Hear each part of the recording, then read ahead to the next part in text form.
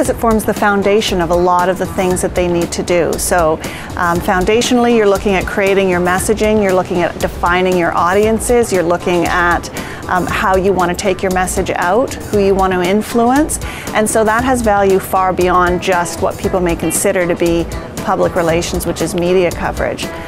It's also a really important vehicle for, as I said, the executives who need to be the front and center for the company.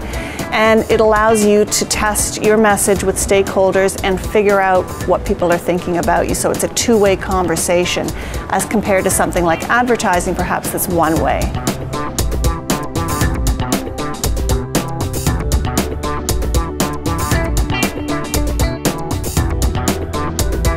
Well, we know from research that credibility and reputation is as important as product, service, and support. So if you're not always thinking about your reputation, you do yourself a great disservice. So I think startups, no matter what stage they're in, have to think about their reputation and have to have that in the back of their mind. Does that mean they have to do a full-blown public relations campaign? No. But they do have to be thinking about their messages and the face they're going to take to the market when they're ready.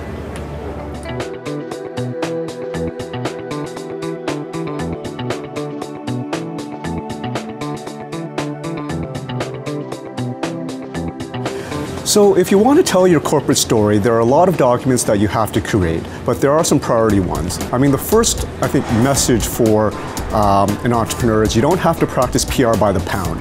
The press kit can be just a few documents, such as a corporate backgrounder, some executive bios, a product fact sheet. These are really the most essential documents that can help tell your corporate story.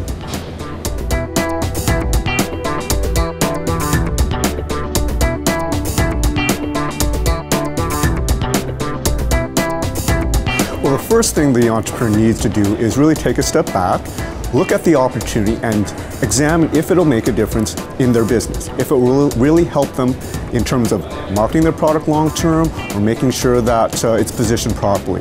So take a step back and re-examine your messaging. So if you need to develop some or review it, make sure that that key messaging really reflects the positioning that you want for your product, as well as the key attributes and the value proposition it delivers.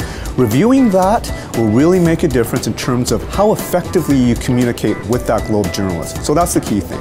Messaging is first, and then secondly, I would actually learn a little bit about the reporter. Find out what's of interest to them. Find out what they've written about in the past, so you can sort of get a sense of what questions they might ask you in terms of specifics about the product. If you do that, I think you'll really have a much more successful interview.